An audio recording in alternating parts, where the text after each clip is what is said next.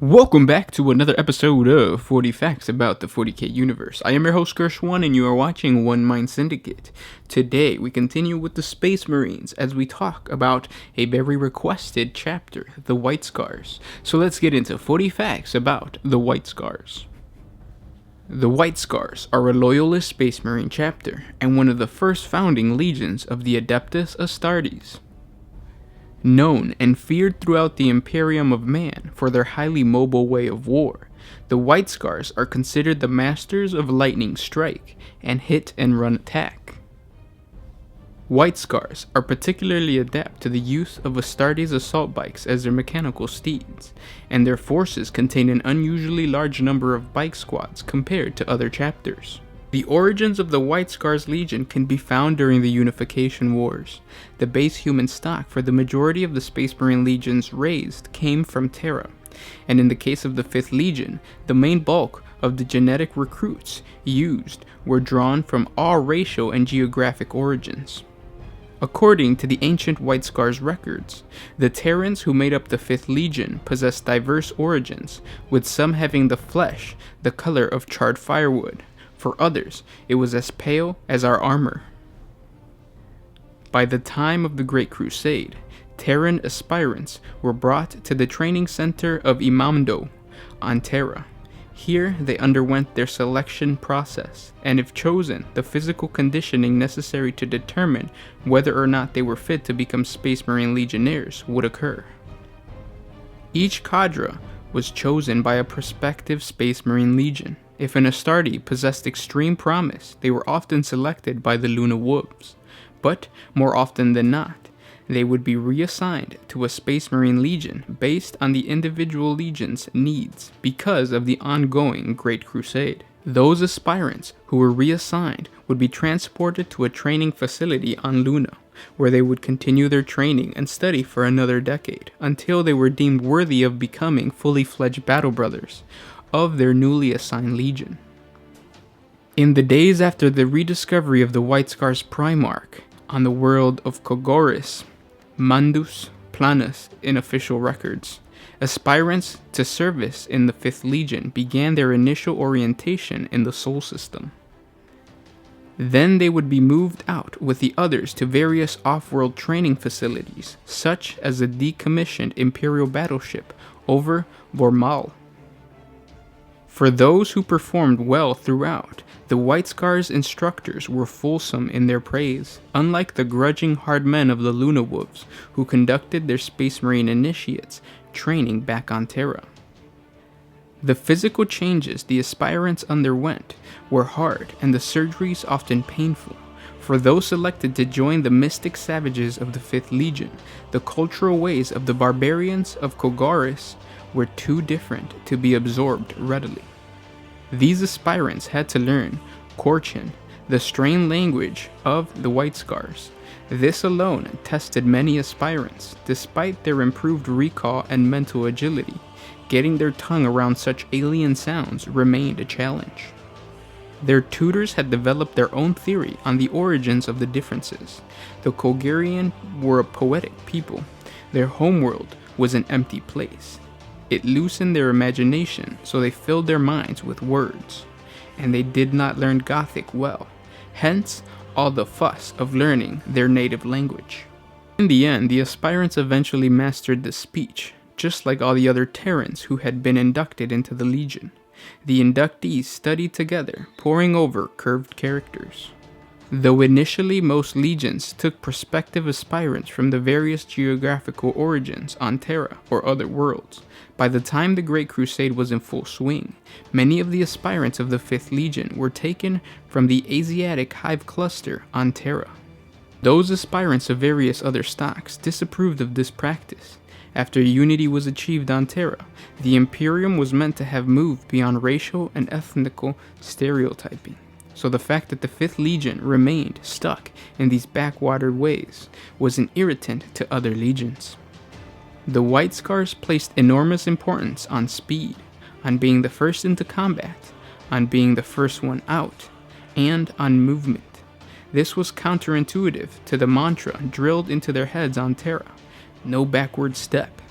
The Kogarian instructors instead drilled them withdraw, then return, over and over again. When at last Ascension arrived, and the aspirants were deemed worthy to become fully fledged battle brothers of the 5th Legion, their old life was nevermore.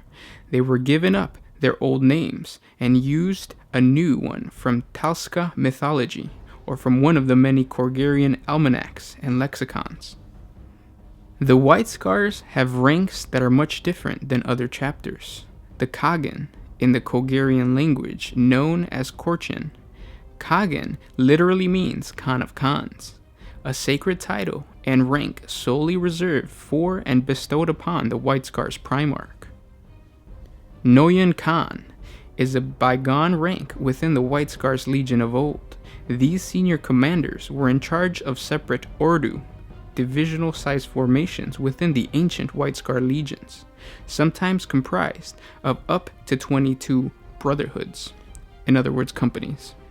The Noyan Khans had several Khan subordinates to their own overall command, each of whom commanded the individual brotherhoods of a given Ordu. Each Noyan Khan was charged with the command and control of these Ordu, and like their genetic forebearers, were allowed certain freedoms and company command required to conduct campaigns as they saw fit. In the present day, late 41st millennium, the title of Great Khan is the formal title given to the chapter master of the White Scars. He is chosen amongst the commanding Khans of the chapter's brotherhoods by a secret process of physical, mental, and spiritual trials, overseen by the chapter's storm seers. A Khan is a Space Marine officer who commands an entire White Scars Brotherhood company, and is essentially the chapter's version of a standard Space Marine company captain.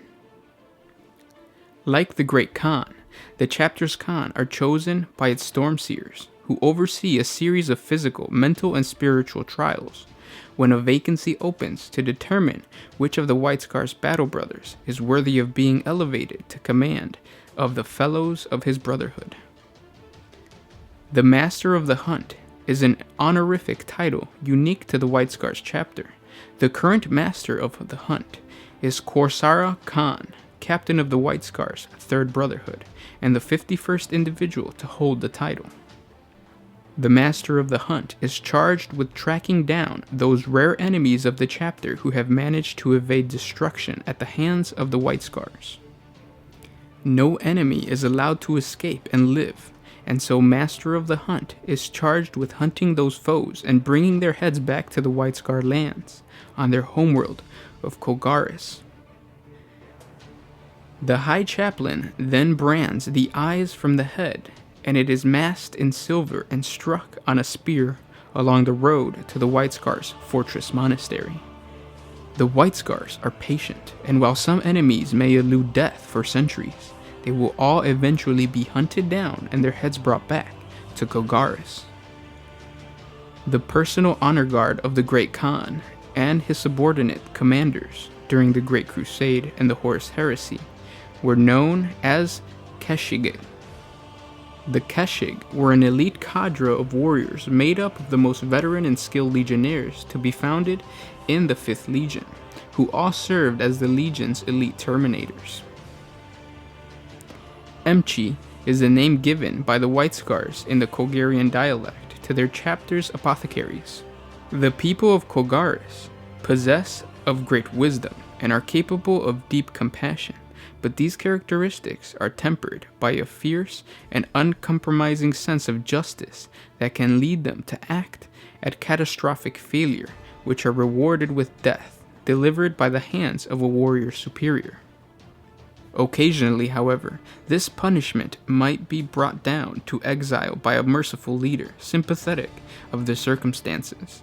Those exiled from their brotherhood are chosen as penitents, or the Sagiar Mazan, and it is their fate to seek out the honorable death, and in doing so, wash away any stain of dishonor.